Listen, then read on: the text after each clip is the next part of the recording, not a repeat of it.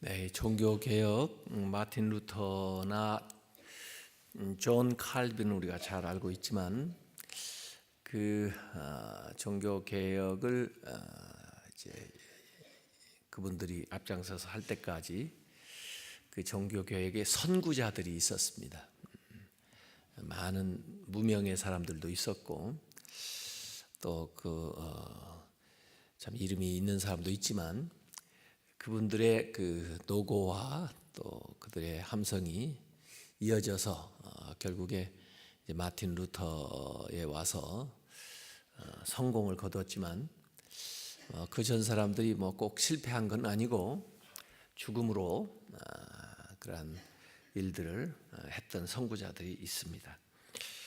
그 중에 이제 얀 후스라는 사람은 1370년에 체코슬로바키아 그 보헤미안 후시네크 지방에서 가난한 농부의 아들로 태어나서 사제가 되었는데 프라하 대학에서 철학 신학을 연구했고 나중에는 그 대학의 또 교수가 된 사람입니다. 얀 후스에게 영향을 미쳤던 사람은 영국의 존 위클리프입니다. 그래서 위클리프는 또 얀 후스보다도 더 전에 이 종교 개혁의 선구자가 된 사람인데 그 존 위클리프는 영국 그 옥스퍼드 대학의 교수를 지냈었고 그분은 성직자나 평신도 모두 하나님 앞에 평등하다. 그러면서 진정한 리더십은 거룩한 인품에서 온다. 하나님과 사람 사이를 중재했던 중세교회의 사제나 성례 제도는 필수적인 것이 아니다. 교황이 적 그리스도같이 느껴진다. 이렇게 위클리프는 이야기하면서 카톨릭 교회의 그 성례 신학, 면죄부, 화채설, 연옥 사상, 성인 숭배 등을 부정을 했습니다. 그러면서 성례보다 중요한 것은 설교다. 가톨릭에 사실은 7가지 성례가 있었는데 개신교에 와서는 그 중에 2가지만 세례식하고 성만찬만 이렇게 이제 우리가 하고 다른 것들은 다 따르지를 않는데요. 그들은 이제 성례를 중시하니까 성례보다 중요한 것이 설교다. 교회가 교회인 것은 하나님의 말씀이 그렇게 인정해 주기 때문이다. 카톨릭 교회는 교회의 권위를 성경의 권위 위에 두었다. 카톨릭 교회가 성경 위에 자리하고 있는 것에 대해서 비판하는 거죠. 모든 사람은 각자 성경을 탐구할 권리가 있다. 그래서 이 위클리프, 영국의 그 위클리프가 라틴어 성경을 영어로 번역을 했습니다. 그래서 위클리프 하면 성경 번역한 사람으로 그렇게 이제 유명하게 남아 있는데 1382년에 교황청으로부터 이단으로 규정이 되고 이제 화형 시신을 끌어내 가지고 화형을 시켰습니다. 그래서 위클리프는 성경에 입각해서 기존 교회 질서에 준엄한 비판을 가하고 철저한 교회 개혁을 부르짖은 종교 개혁의 선구자였습니다. 이 위클리프의 영향을 받은 사람이 이 체코의 얀 후스예요. 그래서 위클리프 책이 금소로 지정되어 있는데도 후스는 그걸 가져다 읽고 위클리프의 주장이 맞다고 생각해서 이제 거기에 따른 사람입니다. 그래서 이 얀 후스는 체코 그 프라하 대학의 교수였는데 면죄부 판매는 성경적이지 않다 해서 반대를 했고 그 당시 이제 성찬식을 하는데 캐톨릭은 지금도 그렇습니다만은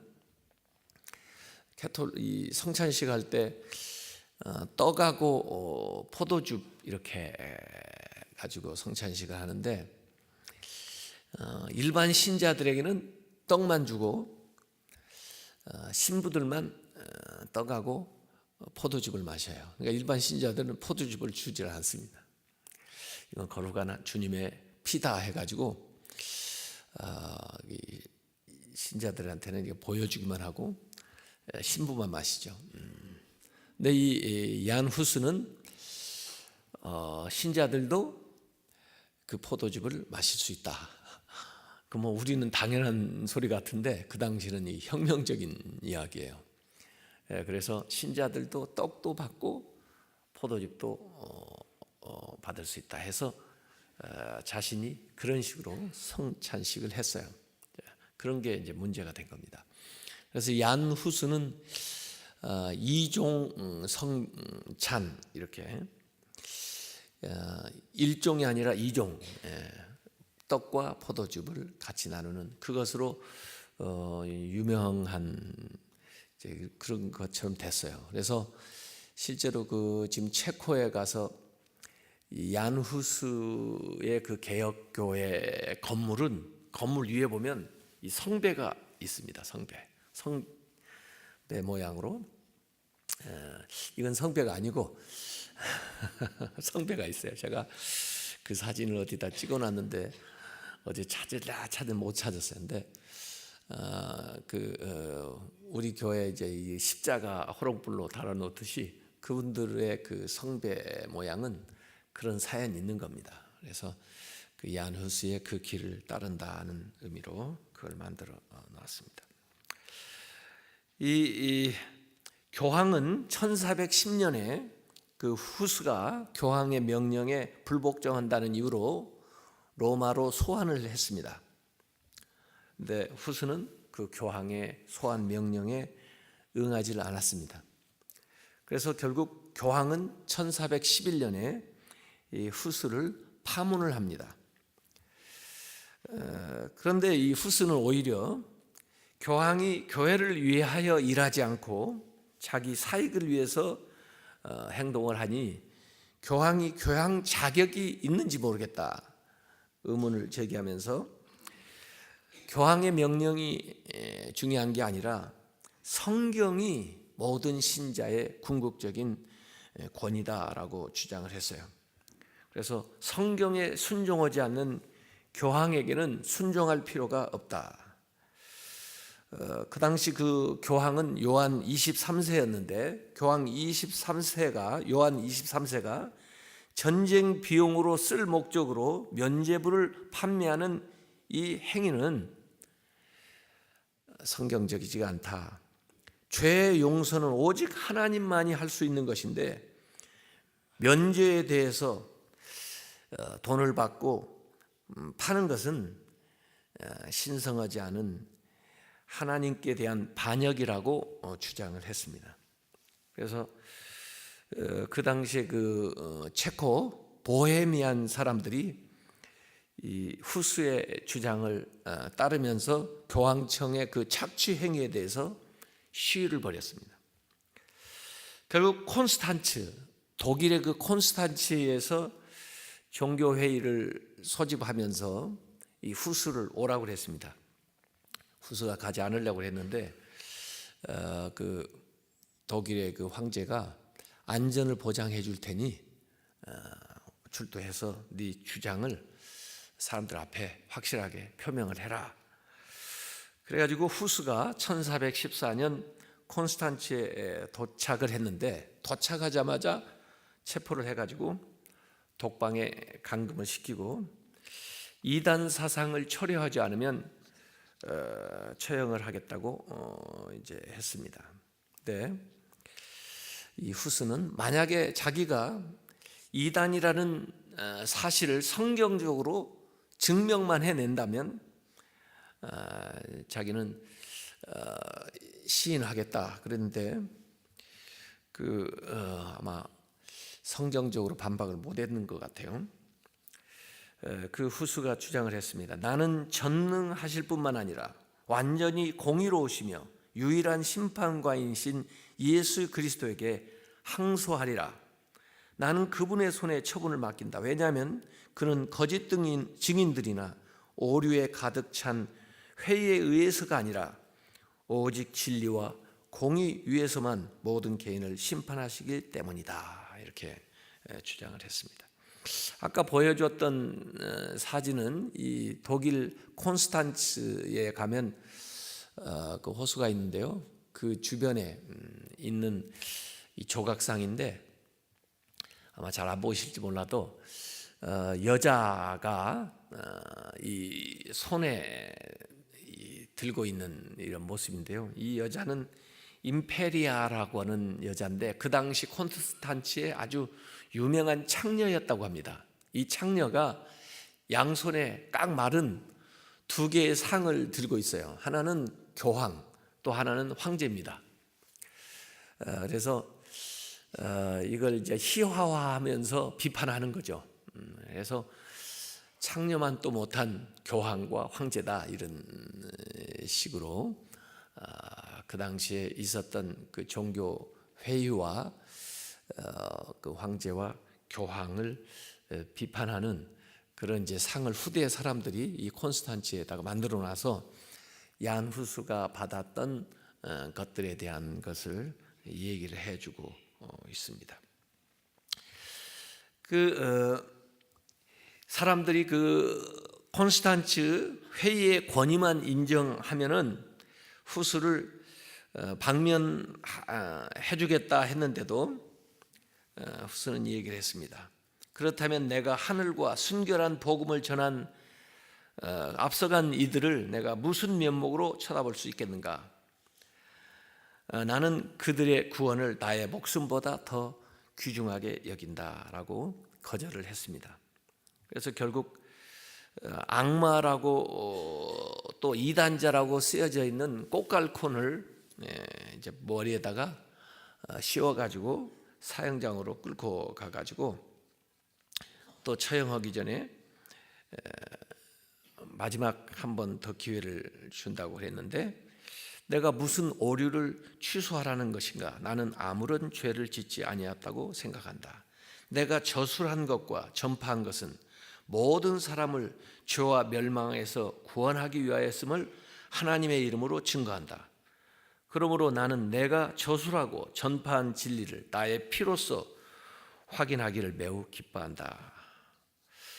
이렇게 해서 그가 마지막 처형을 당했는데 그가 죽을 때 한 기도문이 앞에 우리가 영상에서 봤던 그 기도입니다. 주 예수님, 바로 당신을 위하여 이처럼 잔인한 죽음을 아무런 불평 없이 저는 감당합니다. 부디 나의 적들에게 자비를 내려 주시옵소서. 이렇게 기도했다고 합니다. 그래서 예수님이 십자가에서 했던 용서의 기도, 또 스테반이 오늘 우리 사도행전 7장 59절 60절에서 읽었던 그 기도를 이 얀 후스도 하고 그 화형에 처해졌는데 1415년 후스를 화형할 때 불을 이제 지필 때 쓴 종이가 그 위클리프 성경책이었다고 합니다. 위클리프가 영어로 성경을 번역했다고 그랬죠.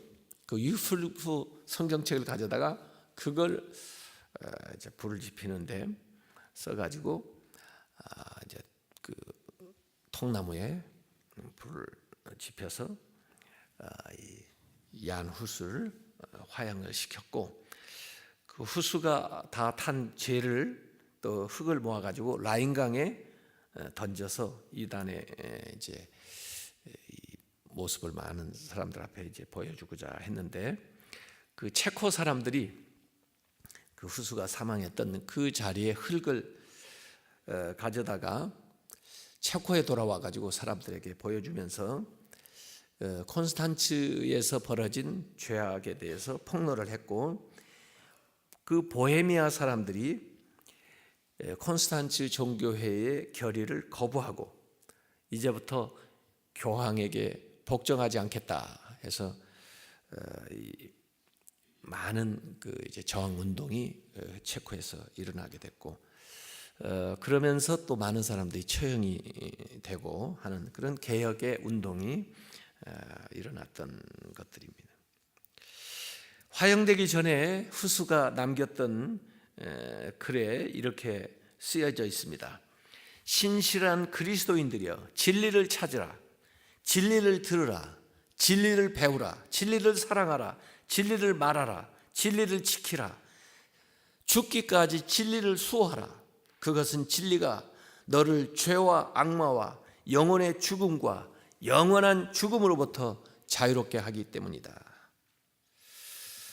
그가 1415년 아까 콘스탄치에서 화형 당할 때 마지막 했다는 말이 있는데요, 지금은 거의, 이 후수라는 이름이 거의라는 뜻이랍니다.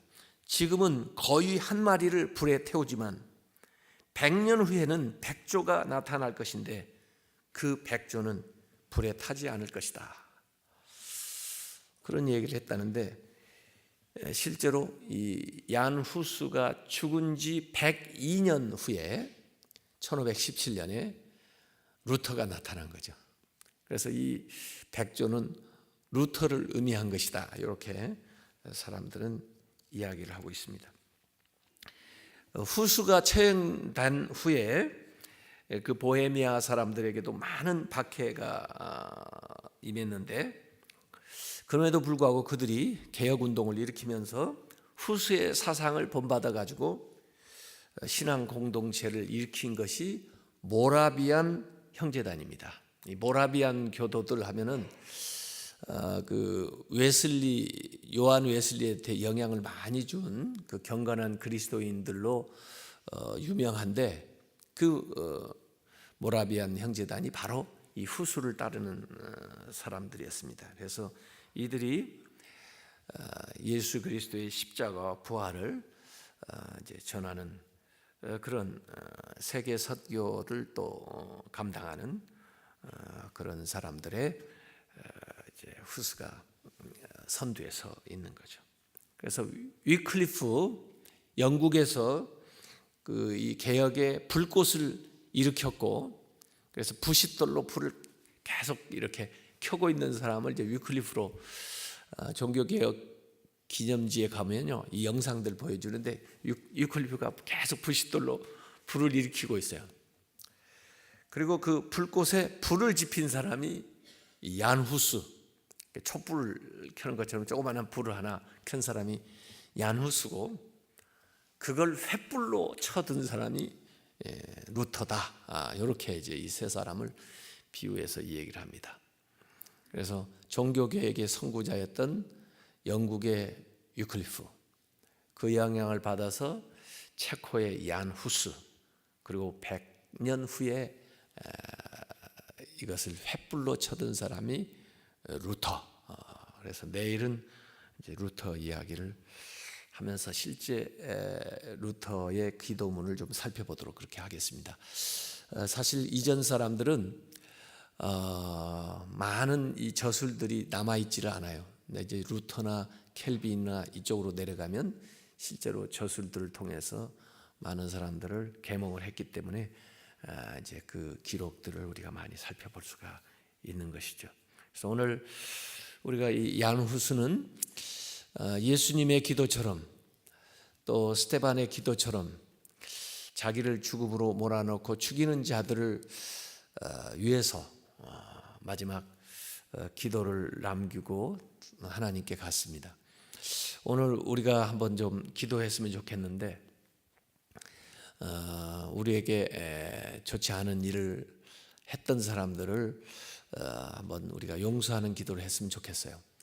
또 이 얀 후스의 기도가 있었기 때문에 사실 나중에 회개하고 돌아온 사람도 많이 있었을 거고, 또 실제로 하나님의 역사가 그들에게 나타났습니다. 오늘 우리가 살면서 우리가 잘못한 사람도 있을 거고, 또 우리에게 잘못한 사람도 있을 텐데 용서하는 기도를 좀 했으면 좋겠어요. 이 얀 후스처럼.